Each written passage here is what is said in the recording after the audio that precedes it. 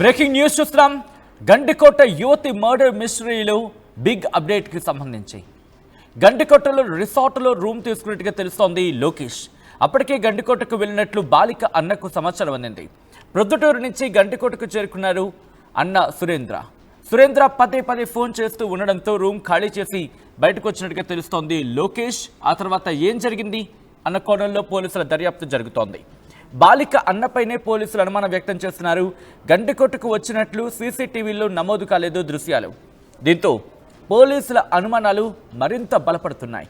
బాలిక శరీరంపై గాయాలను గుర్తించారు పోలీసులు. అయితే ఈ ఘటనకు సంబంధించి బాలిక అన్న సురేంద్రతో ఆర్టీవీ మాట్లాడింది. అసలు ఏం జరిగింది, మరి ముఖ్యంగా తను మాట్లాడుతున్న మాటలకి దొరుకుతున్న సీసీ ఫుటేజ్కి ఎక్కడైనా పొంతన దొరుకుతోందా అన్న కోణంలో ప్రస్తుతం పోలీసుల దర్యాప్తు జరుగుతోంది. విజువల్స్ మీరు చూస్తున్నారు ఆర్టీవీ స్క్రీన్ మీద. కొద్ది గంటల క్రితం ఆర్టీవీ సురేంద్రతో మాట్లాడింది. అసలు ఈ ఘటనకు కారణం ఏంటి, ఈ ఘటనకు బాధ్యులు ఎవరు అనే కోణంలో పోలీసుల దర్యాప్తు జరుగుతోంది. గండికోట యువతి మృతి మిస్టరీలో బిగ్ అప్డేట్కి సంబంధించి ఆ బిగ్ బ్రేకింగ్ న్యూస్ చూస్తున్నారు. చంపింది అన్నేనా, లేకపోతే ఇంకా ఎవరైనా ఉన్నారా, అసలు ఏం జరిగింది? ఎందుకంటే గండికోటలో రిసార్ట్లో రూమ్ తీసుకున్నాడు లోకేష్ అనేది పోలీసులు ఇన్వెస్టిగేషన్లో తెలిసినట్టుగా తెలుస్తోంది. అయితే అప్పటికే గండికోటకు వెళ్ళినట్లు బాలిక అన్నకు సమాచారం ఉంది. అయితే ప్రొద్దుటూరు నుంచి గండికోటకు చేరుకున్నాడు అన్న సురేంద్ర. ప్రొద్దుటూరు నుంచి ఇంకా గండికోటకు సురేంద్ర పదే ఫోన్ చేస్తూ ఉండడంతో రూమ్ ఖాళీ చేసి బయటకు వచ్చాడు లోకేష్. ఆ తర్వాత ఏం జరిగింది, అసలు లోకేష్ అలాగే ఈ సదరు బాధిత యువతి ఎక్కడెక్కడికి వెళ్ళారు, ఏం జరిగింది, ఈ అన్ని కోణాలు కూడా పోలీసుల దర్యాప్తు జరుగుతోంది. మరి ముఖ్యంగా బాధిత మహిళ, మరి ముఖ్యంగా ఆ యువతి అన్న సురేంద్ర ఆర్టీవీతో మాట్లాడారు. ఆర్టీవీ ఆయనతో మాట్లాడింది, ఒక్కసారి ఆయన ఏమంటారు చూద్దాం, ఆ తర్వాత ఇన్ డీటెయిల్గా మాట్లాడుకుందాం. అరే ఇట్లా బాబాయ్కి ఫోన్ చేసినారు, పాప కాలేజీకి వెళ్ళలేదంట, కానీ కాలేజీకి అయితే వెళ్ళింది అంటే నేను వెంటనే ఇంతకుముందు వేరే అబ్బాయి లోకేష్ అనే అబ్బాయి మా చెల్లెల్ని ట్రాప్ చేస్తూ ఉండేవాడు. So already 2 to 3 times warning కూడా ఇవ్వడం జరిగింది. ఇచ్చిన తర్వాత ఏంటంటే ఇప్పుడు అమ్మాయి విషయం వాళ్ళు ఏమంటారంటే వాళ్ళ పేరెంట్స్ అయినా మీ అమ్మాయి రాకుండా మా అబ్బాయి వెళ్ళాడా అనే ఉద్దేశంతో మాట్లాడుతుంటారు. అవును, అందుకనేసి ఏం చేశానంటే ఆ అబ్బాయికి నేను మర్యాదగా మాటలతోనే చెప్పుకుంటూ వచ్చాను. ఏ రోజు కుట్టను కూడా కొట్టలేదు. నా చెల్లెల్ని నేనే చెప్పుకుంటా, నేనే కొట్టుకుంటూ నేను చెప్పుకుంటూ వచ్చేసాను చాలా వరకు. ఆ అమ్మాయి విన్న ఇంకా లాస్ట్కి మా బాబాయ్ మీద కూడా కొట్టేపించాను, వాని జోలికి పోను అనేసి. వాడు ఎలా చేస్తున్నాడంటే ఇంత చేసినా కూడా మేము అంత కొట్లాడే అంత వార్నింగ్ ఇచ్చిన అయిపోయిన తర్వాత ఎలా చేస్తాను టార్గెట్, నేను కోసుకుంటే మీ ఫ్యామిలీ అంతా స్టేషన్కి పోతుంది, మీ అన్న మీరందరూ వెళ్ళిపోతారు, ఇలా భయపెట్టేవాడు. ఈ అమ్మాయి అంటే ఇలా భయపెట్టడం వల్ల వాడు ఏ చెప్పినా వినేదనమాట. సో ఇలా చేశారు. తర్వాత మా పిన్నికి కాల్ వస్తూనే నేను మా పిన్నిని వచ్చేసాం కాలేజ్ దగ్గరికి. కాలేజ్ దగ్గరకు వచ్చాము, గీతం కాలేజ్ ప్రొద్దుటూరులో. అక్కడికి వచ్చాము. వచ్చిన తర్వాత సార్ని ఎంక్వైరీ వాళ్ళు నేను మా పిన్నికి లోపలికి వెళ్ళాము. వెళ్ళిన తర్వాత వాళ్ళు ఏంటంటే ఫస్ట్ ఇయర్ సెకండ్ ఇయర్ తెలియదు, వాళ్ళ స్టూడెంట్స్ అంతా ఆడ ఆఫీస్ రూమ్ దగ్గర నిలబడింటే సార్ వాళ్ళు మమ్మల్ని చూశారు. లోపలికి నేను ఆఫీస్లో ఎంటర్ అయ్యాను. వాళ్ళు బుక్స్ ఇస్తున్నారు, వాళ్ళకి డిస్ట్రిబ్యూట్ చేస్తున్నాడు. నేను చూసాను, కొద్దిసేపు చూసా. అంటే పేరెంట్స్ వచ్చారంటే ఎందుకు వచ్చి వాళ్ళకి తెలిసి మిస్ అయింటేనే కదా వచ్చాము. అప్పుడు ఏం చేయాలి, వాళ్ళని పంపించేసి మాట్లాడాలి. నేను చూశాను, నాకు కోపం వచ్చేసి ఏంటి మీరు మేము దేనికి వచ్చాము, మీరు ఏం చేస్తున్నారంటే సార్ ఒక్క నిమిషం సార్ అని మళ్ళీ పిల్లలందరినీ పంపించేసి కొద్దిసేపు కూర్చున్న తర్వాత మళ్ళీ చెప్పాడు, సార్ ఇలా మీ అమ్మాయి గండికోట పోతా అనేసి, వాళ్ళ పిల్లల పేరు చెప్పలేదు సార్, గండికోట పోతా అనేసి చెప్పింది సార్. రైట్, అది ఆ మహిళ మరణించిన ఆ యువతి అన్న స్వయంగా మాట్లాడిన మాటలు. అనేక అనుమానాలు వ్యక్తమవుతున్నాయి, అనేక అనుమానాలు కూడా రైజ్ అవుతున్నాయి. అసలు పోలీసుల ఇన్వెస్టిగేషన్లో ఎటువంటి అనుమానాలు వ్యక్తం అవడం జరుగుతోంది, అన్న సురేంద్రను కూడా అదుపులోకి తీసుకుని విచారించడం జరుగుతోందా, కంప్లీట్ డీటెయిల్స్ తెలుసుకుందాం. మా ప్రతినిధి కిషోర్ అప్డేట్స్ అందించేందుకు సిద్ధంగా ఉన్నారు. కిషోర్, ఇక్కడ సురేంద్ర పాత్ర గురించి ఎటువంటి అనుమానాలు వ్యక్తం చేయడం జరుగుతోంది, ఎటువంటి అనుమానాలు ప్రధానంగా పోలీసులు తెర మీద తీసుకురావడం జరుగుతోంది? ప్రొద్దుటూరు ప్రైవేట్ కళాశాలలో ఇంటర్మీడియట్ విద్యను అభ్యసిస్తున్న ఓ విద్యార్థి హత్యపై పలు అనుమానాలకు దారితీసినటువంటి పరిస్థితి ప్రధానంగా కనిపిస్తుంది. ఏదైతే నిన్న మొన్న గండికోటకు వెళ్ళిన సందర్భంగా కూడా ఒక్కసారిగా కూడా అటు వారి బైక్ ను వెంబడించినట్టు తెలుస్తుంది. అంటే ఎవరు వెంబడించాడు ఏంటన్నటువంటి కోణంలో అటు పూర్తి స్థాయిలో పోలీసులు దర్యాప్తు కొనసాగిస్తున్నారు. అయితే ఎవరైతే ఇద్దరు అంటే లోకేష్ తో పాటు ఆ బాలిక ఇద్దరు వెళ్ళారు, వాటికి సంబంధించిన సీసీ ఫుటేజ్ రికార్డు మాత్రమే ఉంది. వారిని వెంబడించినటువంటి వ్యక్తికి సంబంధించినటువంటి రికార్డు నమోదు కాకపోవడం కూడా కొంత అనుమానాలు దారితీస్తుంది. అయితే ఈ నేపథ్యంలో పదే పదే ఏదైతే వీళ్ళిద్దరూ గడ్డికోటకు వెళ్ళాక గడ్డికోటలో రిసార్ట్ లో ఒక రూమ్ తీసుకున్నారు. ఆ రూమ్ తీసుకున్న తర్వాత విషయం తన అన్నకు తెలిసింది, బాలిక అన్నకు తెలిసింది. ఆ బాలిక అన్నకు తెలిసిన వెంటనే అక్కడి నుంచి లోకేష్ కు అదేవిధంగా లోకేష్ బావకు ఇద్దరికి ఫోన్లు చేశారు.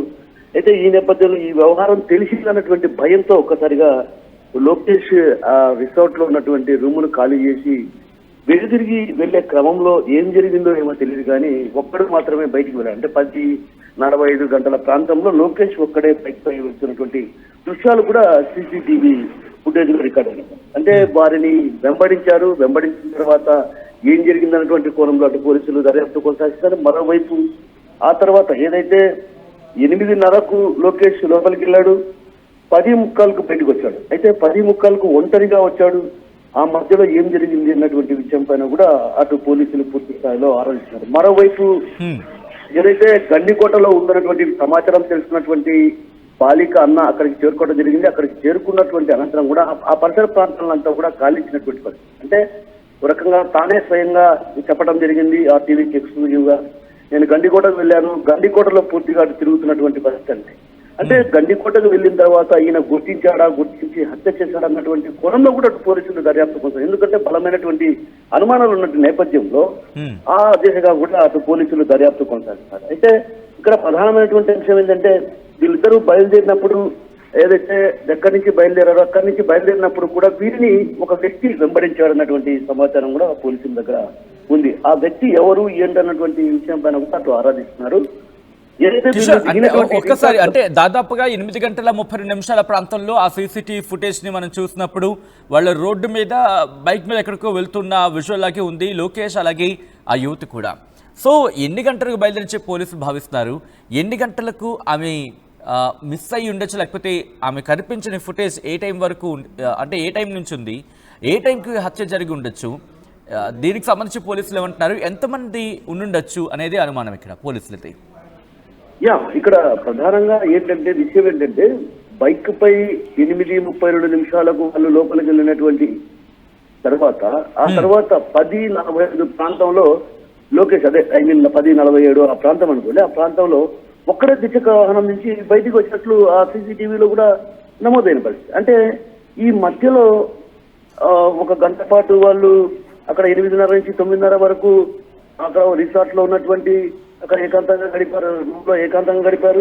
ఆ గడిపిన తర్వాత వాళ్ళ అన్నకు విషయం తెలిసింది, వాళ్ళ అన్న ఫోన్ చేశాడు. అంటే కళాశాలకు సంబంధించినటువంటి ఏదైతే ప్రైవేట్ కళాశాలలో ఇంటర్మీడియట్ విద్యను అభ్యసిస్తున్నటువంటి బాలికకు సంబంధించి కళాశాల యాజమాన్యం ఫోన్ చేసింది, మీ పాప కాలేజీకి రాలేదు అని. ఆ సమాచారం తెలుసుకున్న వెంటనే అక్కడికి కళాశాల వద్దకు చేరుకున్నారు. చేరుకున్న తర్వాత అడిగి తెలుసుకున్నాక గండికోటకు వెళ్ళారన్నటువంటి విషయం తెలుసుకున్నారు. ఆ తర్వాత గండికోటకు వెళ్ళడం. అంటే పదే పదే ఒక రకంగా లోకేష్ ఎక్కడ ఉన్నాడు ఏంటన్నటువంటి విషయం పైన కూడా వాళ్ళ అన్న తరచుగా ఫోన్లు, అంటే దాదాపు 20 నుంచి 30 సార్లు వాళ్ళ అన్న ఫోన్ చేసినటువంటి.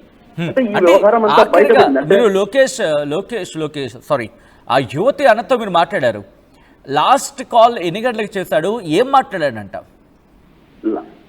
తను కాల్ చేసిన లాస్ట్ కాల్ ఏంటంటే 8:30 నుంచి 9:30 వరకు, అంటే దాదాపు ఒక అరగంట పాటు కాల్ చేశాడు. తొలుత ఒక్కసారి ఫోన్ ఎత్తి ఆ తర్వాత ఏం చెప్పాడంటే నేను తీసుకొస్తానన్న విషయమే చెప్తున్నాడు. కానీ ఎక్కడున్నారంటే తను ఏదైతే కడపకు వెళ్ళాడు, కడపలో ఐటీఐ చదవడానికి ఫీజు కట్టడానికి వెళ్ళాడన్నటువంటి విషయాన్ని తన బావ చెప్పాడన్నటువంటి విషయం చెప్తున్నాడు. అయితే ఈ క్రమంలో వీళ్ళిద్దరి మధ్య సంభాషణ జరిగిన తర్వాత వెంటనే తన బావ లోకేష్ కు ఫోన్ చేసి ఉంటాడన్నటువంటి అనుమానాన్ని కూడా వాళ్ళ అన్న వ్యక్తం చేస్తున్నారు. అంటే తను గండికోటకు వెళ్ళాను, మనకు ఆర్టీవీ కూడా ఎక్స్క్లూజివ్ గా అక్కడ చెప్పడం ఏంటంటే మా చెల్లెలు ఇట్లా గండికోటకు వెళ్ళిందని తెలిసింది, నేను గండికోటకు వెళ్ళాక అక్కడి నుంచి ఫోన్ చేశాను, అక్కడ ఫోన్ చేస్తే లేదు కడపకు వెళ్ళాడన్నాడు, కడపకు వెళ్ళాడంటే నాకు కొంత అనుమానం కలిగింది, అందుకు నేను అటువైపు వెళ్ళి చూడలేకపోయాను అన్నటువంటి విషయాన్ని కూడా తన అన్న చెప్తున్న పని. అంటే ఇక్కడ కీలకమైనటువంటి కొంత అనుమానాలు వ్యక్తం అవుతున్నటువంటి పరిస్థితిని కూడా పోలీసులు గుర్తించారు. ఎందుకంటే ఆ గండికోటకు వెళ్ళిన తర్వాత ఖచ్చితంగా వీళ్ళకు వీళ్ళిద్దరూ తారసపడి ఉంటారన్నటువంటి అనుమానం పోలీసులకు ప్రధానంగా కొంత అనుమానాన్ని రేకెత్తినటువంటి పరిస్థితి. ఎందుకంటే తను వెళ్ళిన సమయానికి వీళ్ళిద్దరూ అక్కడే ఉంటారు. ఎందుకంటే వీళ్ళు 10:47 నిమిషాలకు లోకేష్ ఒక్కడే వెళ్ళడం, అంటే లోకేష్ ఒక్కడే బైక్ పై వెళ్ళాడంటే ఖచ్చితంగా అక్కడ ఏదో జరిగి ఉంటుంది. ఎందుకంటే వాళ్ళకు తారసపడినచ్చు, లేదంటే వెంటబడిన వ్యక్తి ఎవరు అన్నటువంటి ఆ వ్యక్తికి తారసపడినచ్చు. అదే అందులో ఇంకోటి అంటే ప్రధానంగా అక్కడ కొంత బంధువర్గం కూడా ఉంది. ఎవరికైతే ఆ బాలిక అన్నకున్నారో అన్నకు కొంచెం పరిచయాలు బాగున్నాయి. సో పరిచయాలు బాగున్న నేపథ్యంలో వాళ్ళు కూడా కొంత సమాచారం ఇచ్చారు. అదేవిధంగా ఒక ఏదైతే ఈ బాలికను గుర్తించిన విషయంలో కూడా ప్రధానంగా గండికోటలో ఏదైతే పురావస్తు శాఖ అధికారులు దాన్ని గుర్తించారు. ఎందుకంటే అక్కడ బ్యాగ్ పడి ఉండడాన్ని చూసి ఈ బ్యాగ్ ఎవరిది ఎంతనటువంటి కోణంలో అటు చూస్తే పూర్తి వివరాలు బయటికి వెలుగులోకి అంటే దీన్ని బట్టి చూస్తే పలు రకాల అనుమానాలు దారితీసే పరిస్థితి ప్రధానంగా కనిపిస్తుంది. అయితే మనం నిన్న ఏదైతే గౌతమి ఇంజనీరింగ్ కాలేజ్ అనుకున్నాం, కానీ గౌతమి ఇంజనీరింగ్ కాలేజ్ కాదు, ఒక ప్రైవేట్ కళాశాలలో ఆ పాప ఇంటర్ విద్యను అభ్యసిస్తుంది. అయితే ఈ క్రమంలోనే ఆ కళాశాల నుంచి నేరుగా అతను గండికోటకు వెళ్ళడం, ఆ గండికోటకు వెళ్ళిన తర్వాత ఆ తర్వాత ఇతను ఏదైతే అలా ఉన్న గండికోటకు వెళ్ళిన విషయాలు కూడా ఇక్కడ కనిపించిన పరిస్థితి. అంటే దీన్ని బట్టి చూస్తే పలు రకాల అనుమానాలకు దారితీసినటువంటి పరిస్థితి కనిపిస్తుంది సచిన్. అయితే ఆ కోణంలో కూడా అటు పోలీసులు దర్యాప్తు కొనసాగిస్తున్నారు. మరోవైపు ఏదైతే అంటే వీళ్ళ బైక్ వెంబడించారు కొందరు, అది ఎవరు, అది వాళ్ళ అన్నేనా లేకుంటే మరెవరైనా ఉన్నారన్నటువంటి కోణంలో కూడా అటు పూర్తి స్థాయిలో దర్యాప్తు కొనసాగిస్తారు. మొత్తం చూసుకుంటే పలు రకాల అనుమానాలకు దారితీసినటువంటి పరిస్థితి కనిపిస్తుంది. అన్ని అనుమానాలు కూడా ఆయన అన్నవైతే చూపిస్తున్నటువంటి భావన అటు పోలీసుల సంవత్సరం కనిపిస్తుంది. Right Kishore, thanks for the update. మొత్తంగా అయితే మాత్రం గండికోట యువతి మిస్టరీ కేసులో, హత్య కేసులో బిగ్ అప్డేట్కి సంబంధించి బిగ్ బ్రేకింగ్ న్యూస్ చూస్తున్నారు. గండికోటలో రిసార్ట్లో రూమ్ తీసుకున్నాడు లోకేష్. అప్పటికే గండికోటకు వెళ్ళినట్లు బాలిక అన్నకు సమాచారం ఉంది. ప్రొద్దుటూరు నుంచి గండికోటకు చేరుకున్నాడు అన్న సురేంద్ర పదే ఫోన్ చేస్తూ ఉండడంతో రూమ్ ఖాళీ చేసి బయటకు వచ్చేసినట్టుగా తెలుస్తోంది లోకేష్. ఆ తర్వాత ఏం జరిగింది అన్న కోణంలో పోలీసుల దర్యాప్తు జరుగుతోంది. బాలిక అన్నపైనే ఇప్పుడు పోలీసులు అనుమానం వ్యక్తం చేస్తున్నారా? ఈ కోణంలో కూడా దర్యాప్తు జరుగుతోంది.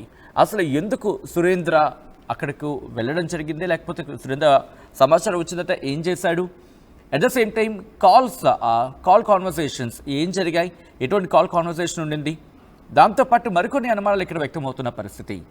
మరింత బలపడుతున్నాయి పోలీసుల అనుమానాలు. బాలిక శరీరంపై గాయాలను గుర్తించినట్టుగా తెలుస్తుంది పోలీసులు. ఈ నేపథ్యంలో అక్కడ ఇన్వెస్టిగేషన్ స్పీడప్ చేయడం జరిగింది. అన్ని కోణాల్లో కూడా దర్యాప్తు చేస్తున్నారు పోలీసులు.